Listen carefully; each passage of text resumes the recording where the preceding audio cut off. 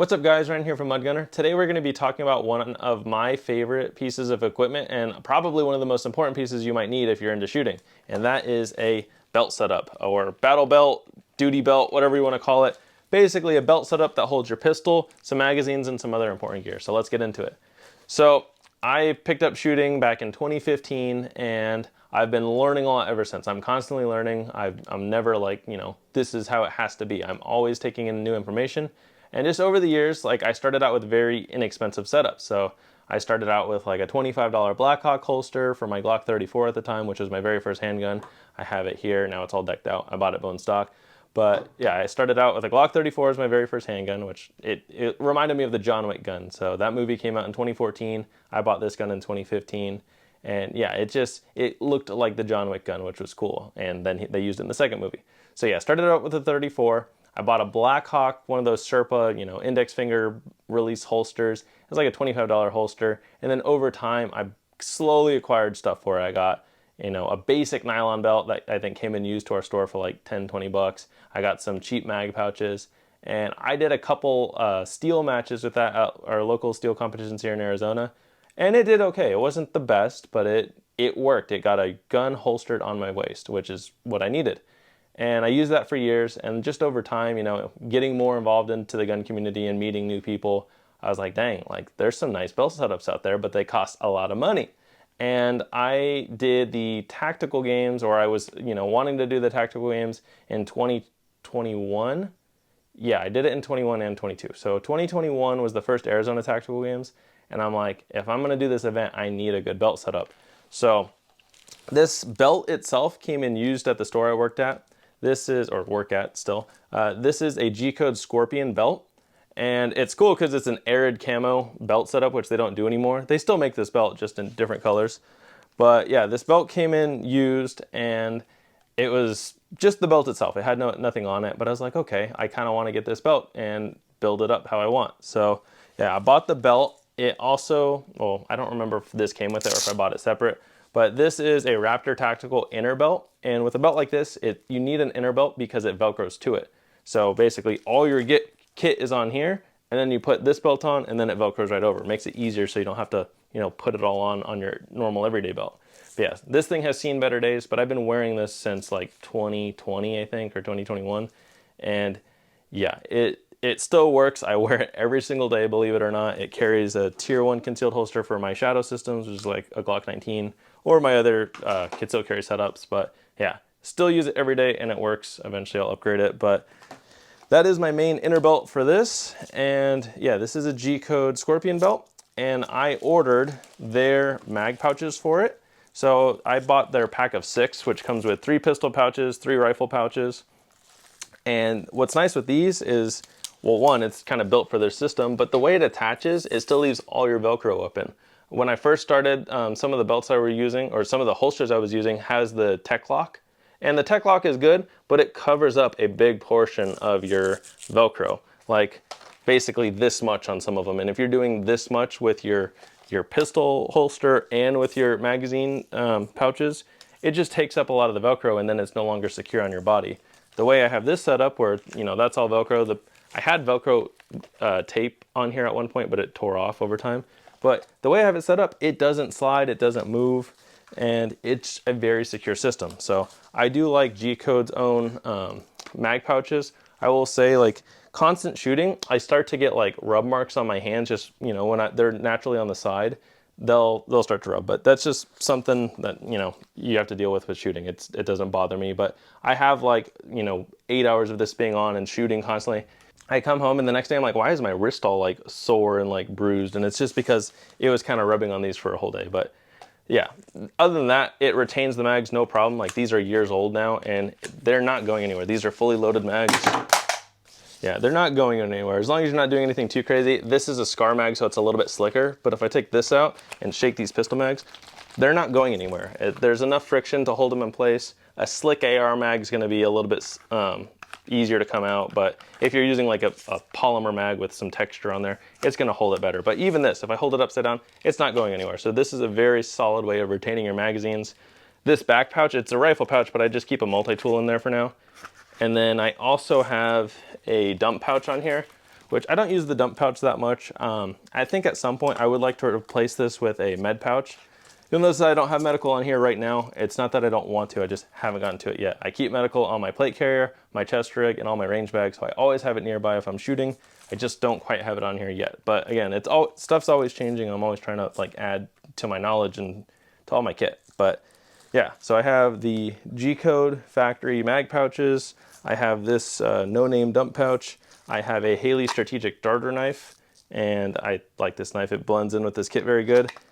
And then one of the biggest expenses, but the most important in my opinion, is the holster. I am running a Safariland ALS holster, and the holster costs almost as much as the belt. The belt, for a whole setup with, 6 mag pouches, or the 3 pistol to 3 rifle mag pouches, and then this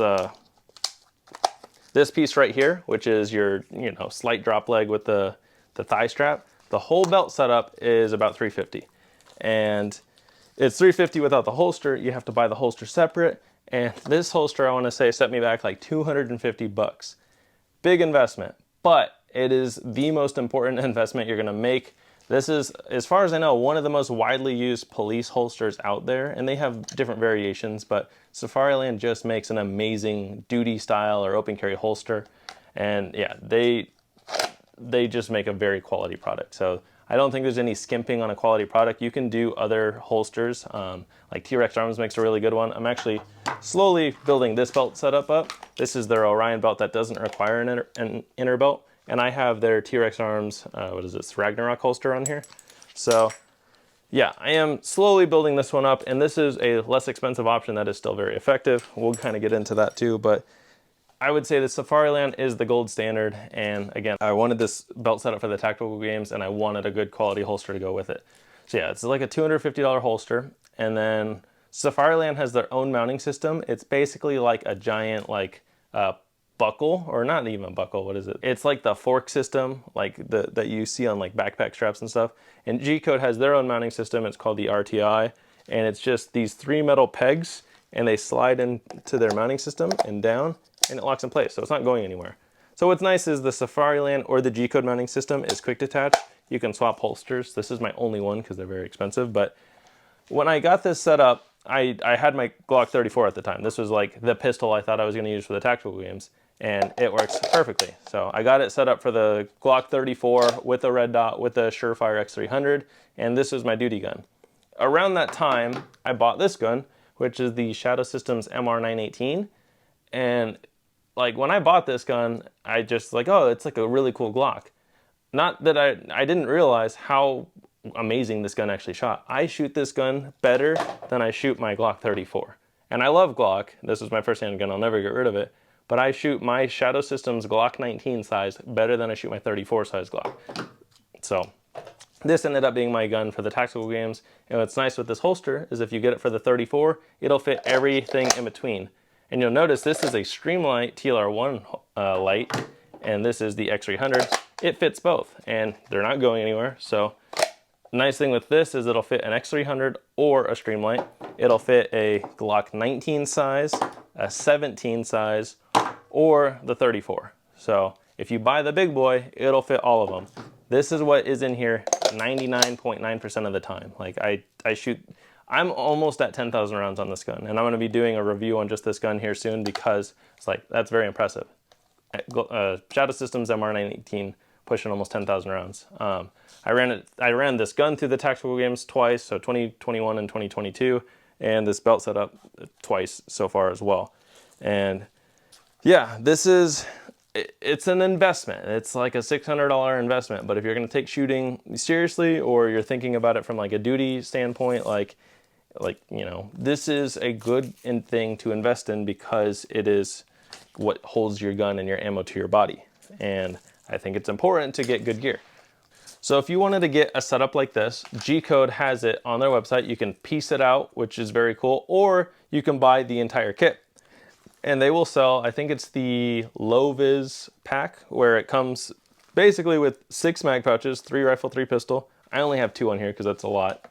So 3 rifle, 3 pistol mag pouches, and then just this this drop leg piece. because everyone has whatever specific gun. So you get this piece right here, the belt, an inner belt, and 3 rifle, 3 pistol mag pouches, and it's $350. If you get a fancy camo, like mine's the Arid camo, if you get, they have like multi-cam on their website right now. If you get that, it's $375. But that is a good investment in my opinion for, you know, if you shoot a lot, like I've used this for years, it's a good investment. And then I like specifically like this slight drop leg. I don't need the full drop leg where there's actual nylon in between the holster mount and the belt. This is low enough for me. You can also do just the straight, you know, side mounted one where it doesn't drop it at all. But I really like this one. It puts it at the perfect distance for me. And yeah, so it's $350 or $375 if you want a camo, and that's with their padded belt. I like the padded belt over the other belt. I have the other belt too. I ended up using this Raptor tactical belt more than my factory G-code belt, but their padded belt looks nicer. And then for the thigh strap, the reason why you want a thigh strap is when you go to draw a pistol, if the holster cants in any way while you're trying to draw, like if your hand just slightly moves it out of place, you have to basically reset your draw. It's just weird how it works. It needs to be exactly straight for you to draw up. But what the thigh strap does is it basically prevents that. I've never had an issue with drawing with the thigh strap on. With the thigh strap not on, there's just been times where I grab it slightly weird and it cants a little bit, and then you have to reset your hand to draw right. So the thigh strap, I feel, is a very good investment as well. But what I don't think you need is you do not need the Cobra buckle for your thigh. Like, this is fine. The Cobra buckle is this piece right here. It's a metal clip. It locks in place. And I think it's, you know, good for this. But for the thigh strap, I think this is fine, because you're going to spend an extra $20 to add a Cobra buckle to your thigh strap.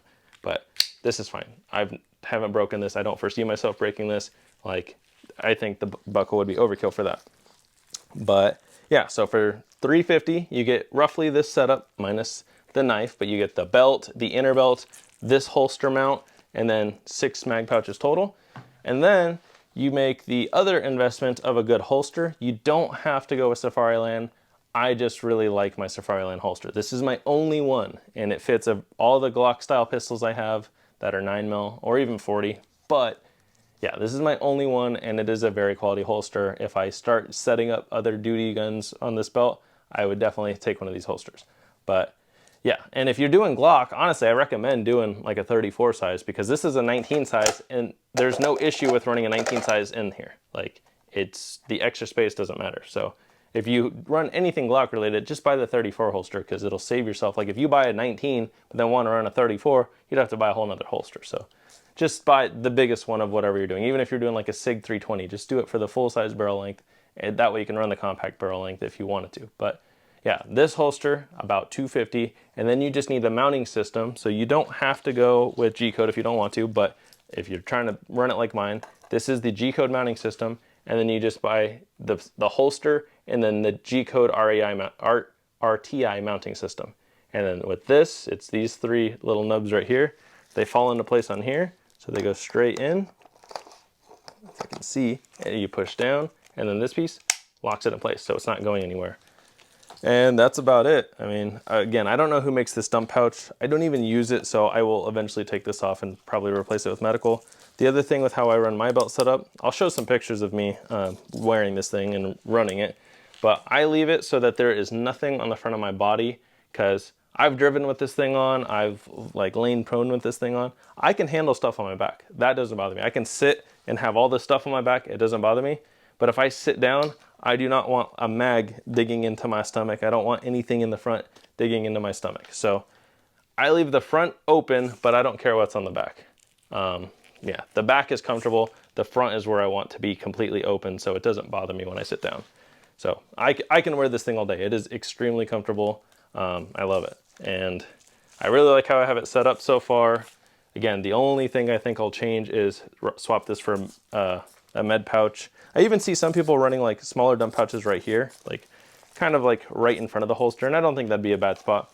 The reason why I run my knife right here is because, again, I didn't want anything on the front, but I can draw my gun or I can grab my knife. So I've never used the knife for anything on this belt. It's cool to have on there.